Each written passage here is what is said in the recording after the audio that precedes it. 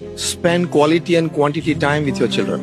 અત્યારે મોટામાં મોટો અભાવ આ છે કે માતા પિતા બંનેને કરિયર બનાવવું છે, એની ના પણ નથી.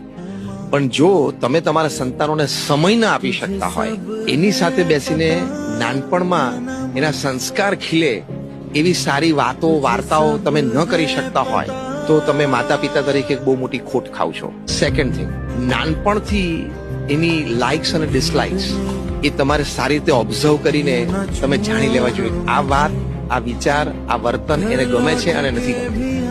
નાનપણથી એને કયા એવેન્યુઝમાં ઇન્ટરેસ્ટ છે તમારે જાણી લેવું પડે, એમાં એને નાનપણથી પ્રેરવો પડે, તો એની અનંત શક્તિ બહાર આવે. એ સેકન્ડ ઇમ્પોર્ટન્ટ એસ્પેક્ટ છે. થર્ડ, નાનપણથી આ પેરેન્ટ્સે આ બાળકોને વિચારધારાની દ્રષ્ટિએ અને વર્તનની દ્રષ્ટિએ હંમેશા સાત્વિકતા, અન્યને ઉપયોગી થવું અને સમાજ માટે કંઈક કરવું એવી ભાવનાઓ શીખવાડતા રહેવી પડે. How better he fits the ecosystem of society, એની કેર કરવાની છે. એટલે આપણે ખાલી પ્રોફેશનલ્સ નથી જોઈતા, સ્માર્ટ પ્રોફેશનલ્સ જોઈએ છે. ખાલી સ્માર્ટ પ્રોફેશનલ્સ નથી જોતા, સાત્વિક સ્માર્ટ પ્રોફેશનલ્સ જોઈએ છે. એ મા બાપની જવાબદારી.